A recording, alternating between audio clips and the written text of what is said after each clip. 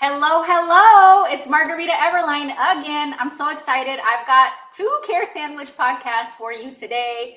My next guest knows how to get law firm leads, and she also helps to convert them. But first, watch this quick video.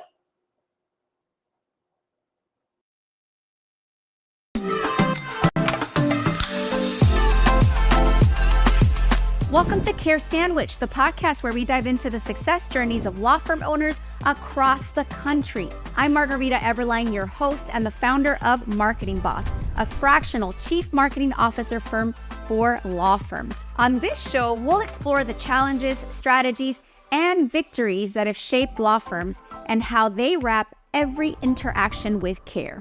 Because we believe that caring isn't just a value, it's a strategy for success. So grab your favorite sandwich, sit back, and let's dig into a conversation filled with insight, inspiration, and of course, a lot of care.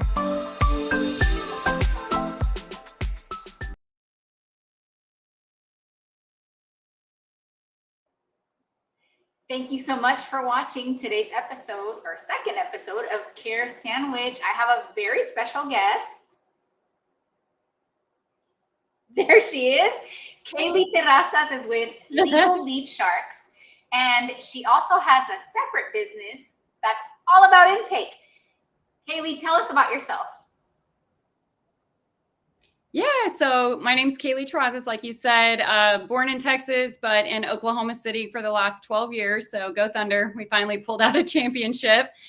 But yeah, I'm the founder of Legal Lead Sharks. We're a digital marketing agency that focuses on getting our clients to the top of Google. So client acquisition for Google ads, LSA ads, and the map pack. And in that, we kind of fell into intake EQ because when you're running a lot of marketing, one thing you find out really quickly is your intake on point or not? And I would find 9 times out of 10, it wasn't. So it was the next problem I to can solve. relate. I was doing marketing for a really long time with law firms and had the same realization as well. And I know you and I were talking about before the show, about sales and intake. But first, I would love for you to walk us through how did you get started like on this track to help attorneys? And then how do you help them get cases? Yeah, that's a great story, actually. So I've been in digital marketing since 2016. Before that, I was in sales for the bulk of my career, mainly like medical sales, or I did some like investing, Series 6 and 63. Fell into marketing because I think like every great entrepreneur, I had a total face flop with my first venture. It was an app that we were developing and spent a ton of money, didn't know, and just I learned I know how to sell, but I need a website and like people to on a broader scale. That kind of led me into digital marketing back in 2016. And it wasn't until about 3 years ago that I got my first law firm. And it was, long story short, my husband was working for a marketing agency that sells sign cases, if you will. Oh, lead gen. They would do all of the intake. They would do everything. Yeah, they would do lead gen. It was not the right company for him. He ended up leaving, but one of the customers or one of the law firms that he had, he's like, hey, can your wife help me with my Google ads? And I was like, ooh, I've never run Google ads at that level, and he's like, well, you can't do worse than the other agency. So that was my first experience with legal, and I loved it. I'm like, man, this is a high stakes, it's competitive, and there's just so many touch points that could go wrong that if you're not doing them right, you're just burning money on Google ads. I always tell people Google ads can be a money printing machine or a money burning pit.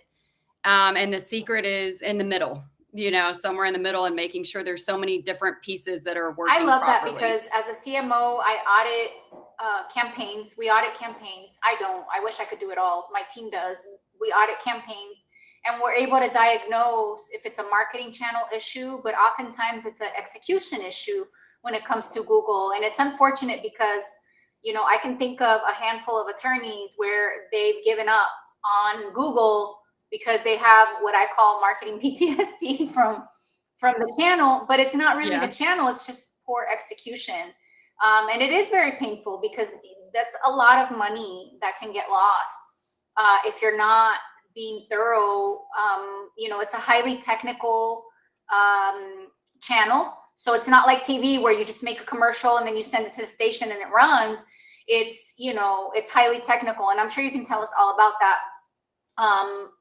When you decided to launch the intake arm of your business, was there something specific that happened that inspired that? Or was it just like a pattern? And then one day you're like, I'm going to take on a new venture, or tell us how that happened.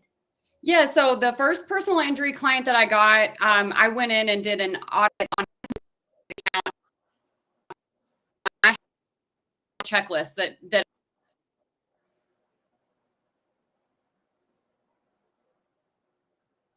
Google Ads agencies doing a good for him. His was not. So it was kind of a reset.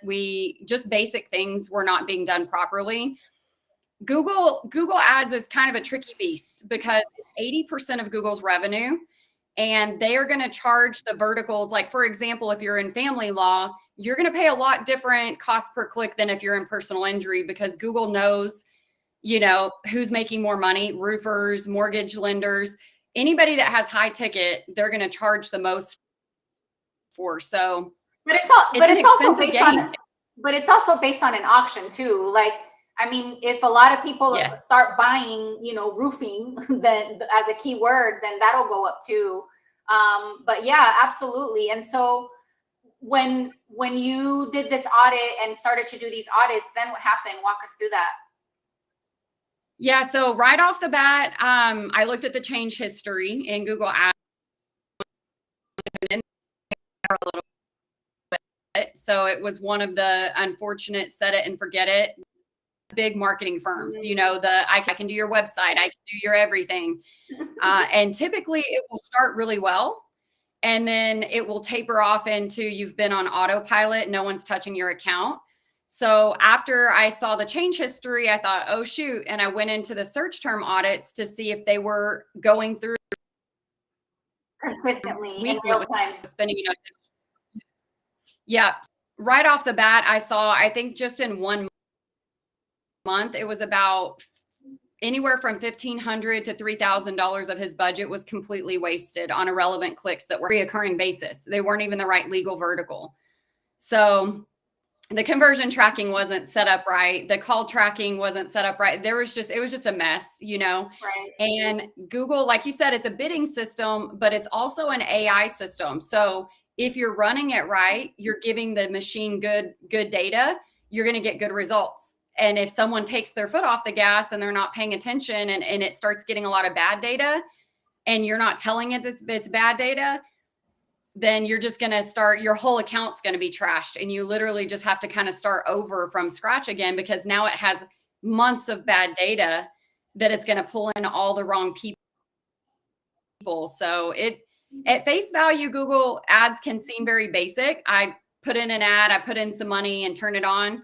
But I tell people it's like looking at a machine that has like 5 keys on the keypad, but then you pop it open and you're like, oh crap, like what's going on under here? Like they make it look like it's really easy, but it's honestly not. There's a lot of technical things in the background. And there's also ways that I think some marketing agencies might game the system. So I once audited a campaign where the law firm was having trouble converting the leads. And my initial thought was, okay, let's launch Connect Convert and really focus on, sales and intake. But they were still struggling. And then we did another audit of the campaign, and they were using keywords like affordable lawyer. And I'm like, well, no wonder we can't overcome the pricing objection. Like, what are you doing? And they were like, oh, we thought you wanted us to target. We're like, no, we asked you to add it as a negative keyword, negative, not target. So sometimes that happens. But tell us about your intake arm of your business. Like, how does it work? How do you help with that? Aside from targeting correctly, like what are some tips that any law firm can apply from what you know with intake? I said this came directly from the bottleneck of once I got the working on for the personal injury lawyer, my first legal client, once I got it up and running and I'm like, yes, this is firing. This is looking good. And then he called me one month and said, Kaylee, these leads are crap. And I was like, I can see what they're searching. Like car accident lawyer in Dallas. Like, I mean, if you can't convert that, maybe we should turn off the. So then I'm laughing because I can relate so much. Like, I feel like I've talked to a gazillion. They're like, "Oh, my marketing's not working," and I'm like, "Well." Yeah. Something's not working, but we're gonna have to figure out what it is. So process of elimination. I thought he raved about his intake. He had intake team, and then he had, of course, like every lawyer, overflow nights and weekends. But he loved his intake team, and I was like, as you should probably.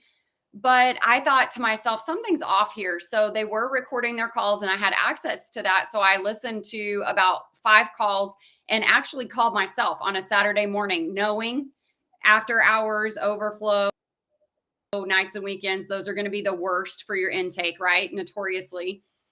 And so my very first call I made, and I made it from the Google Ads number, which has a whisper message for anyone answering. This is a Google Ads lead. So priority, right? So I call and it rang like 11 times and I was just about to hang up and a guy came on the phone and said, hello. And I was like, what? So I pulled my cell phone away from my face and had to look at the number because I'm like, did I dial this wrong? And I said, is this XYZ law firm? Yeah. Can I help you?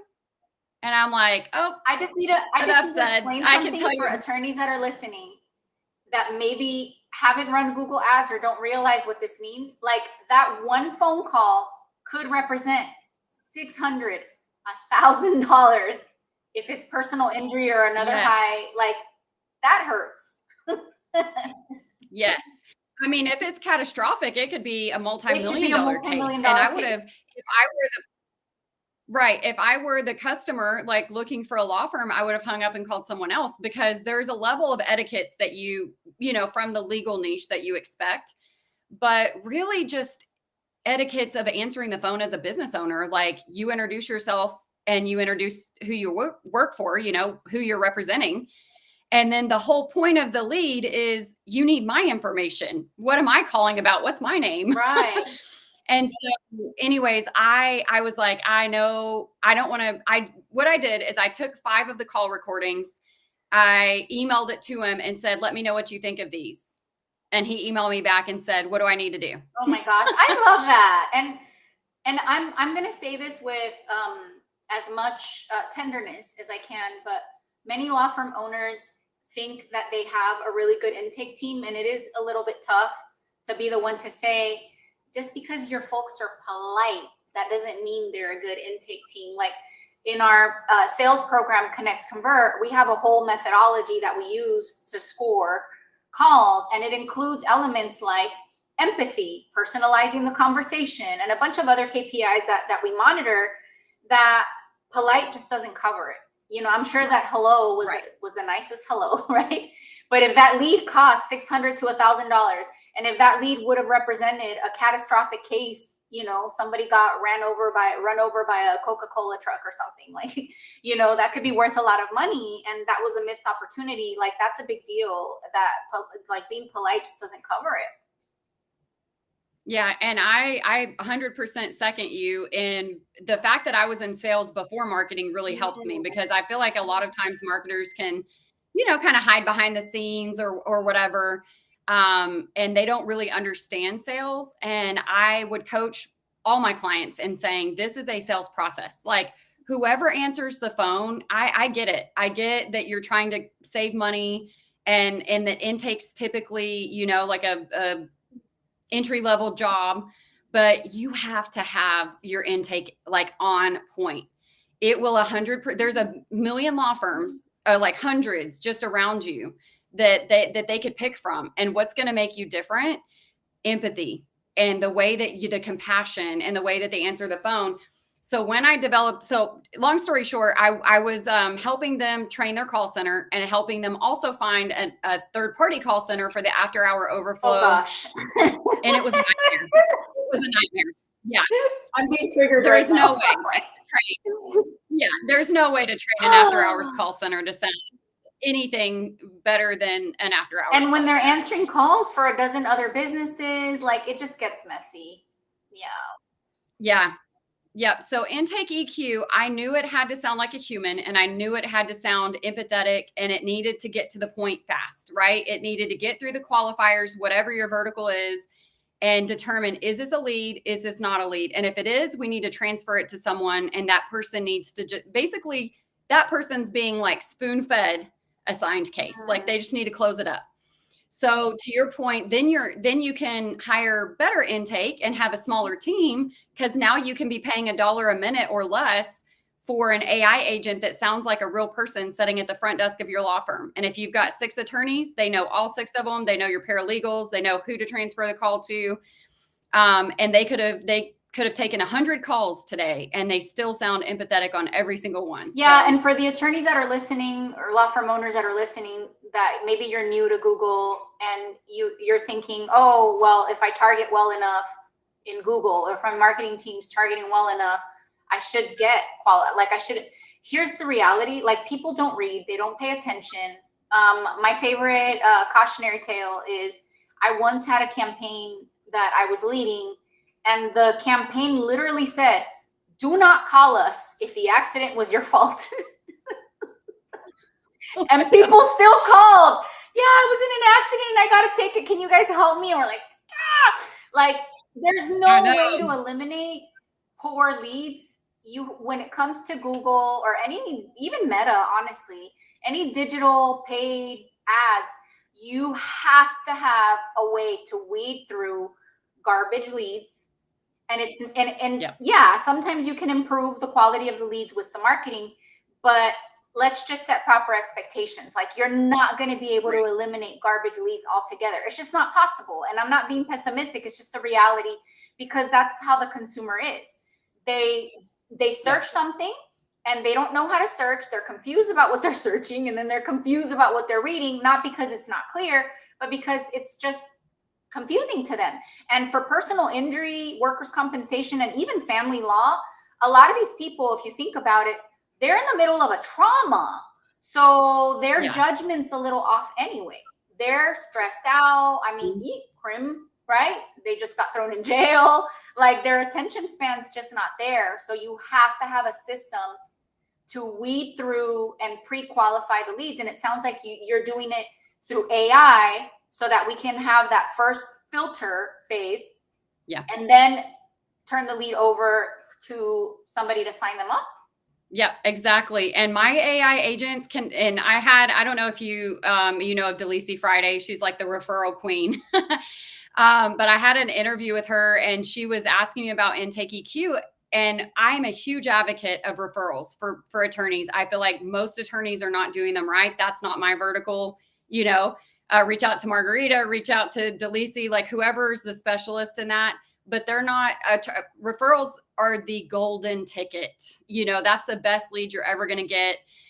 Second best is going to be like Google or something like that. Third best, and you're talking about Meta, oh God, you better have a good intake filter, because when you start doing Meta leads, holy crap, like you will get everything. It's crazy.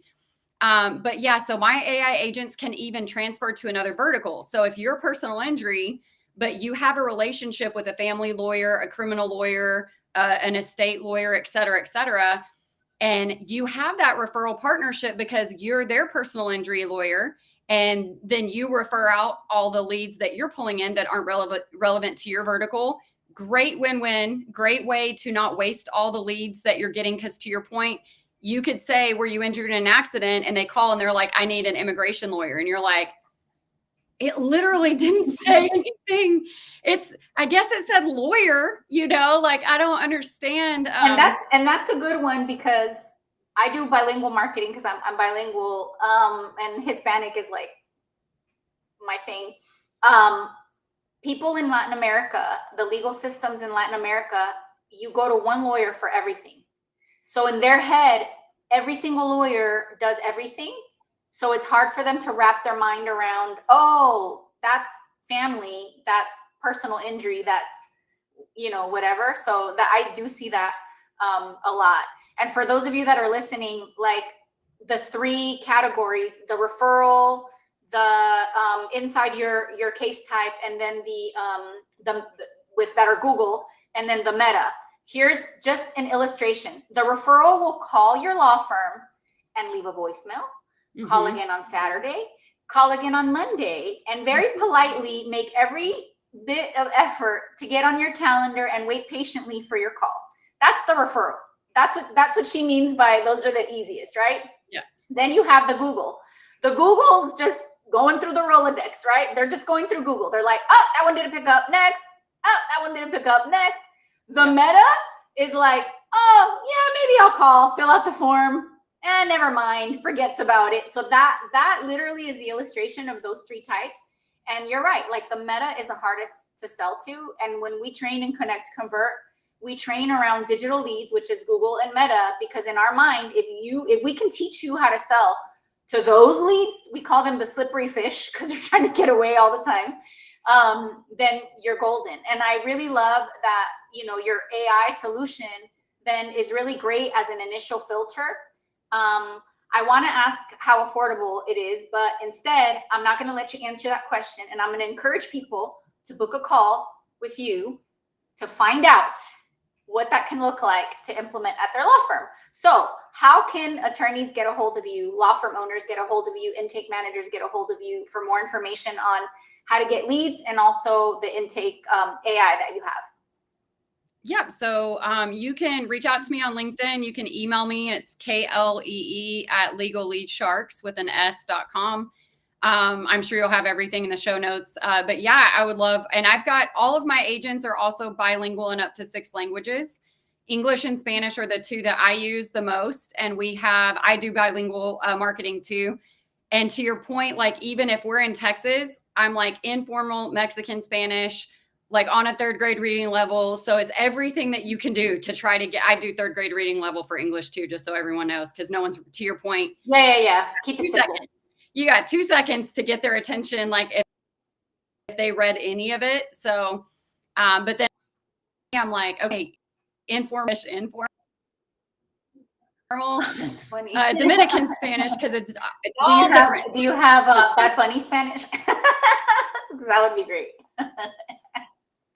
I know. I don't want Google to slap me for that, but most of what I do, I feel like I'm like, since I'm in Oklahoma, I get like a lot of, this is my area, Oklahoma, Texas. So it's a lot of informal Mexican Spanish, which is good because once it branches away from that, I'm like, I mean, I can read the search terms, but when they're, like even trying to do the call recordings, listening to those, I'm like, damn, they talk fast. Wow.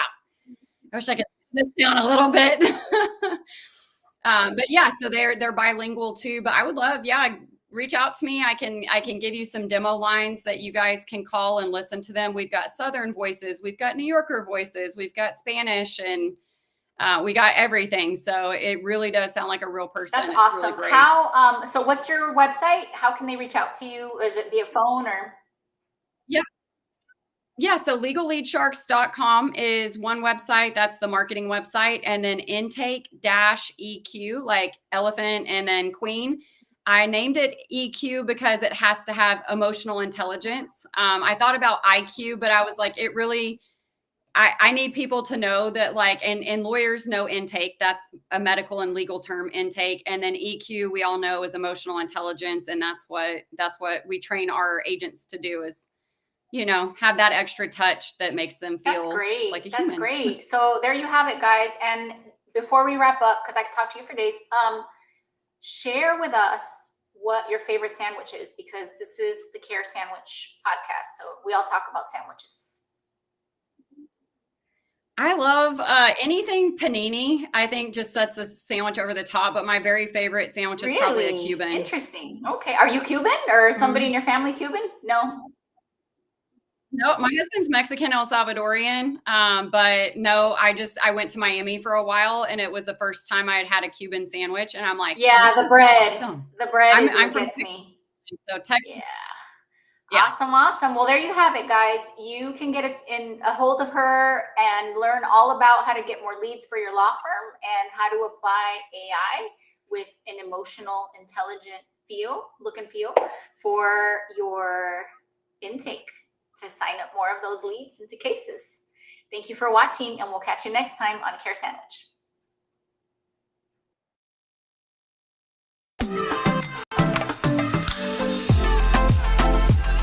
Thank you for joining us on this episode of Care Sandwich. Remember, the way we care for our clients, our teams, and ourselves can make all the difference in our success. Until next time, keep caring, keep growing, and I'll see you on the next episode of Care Sandwich.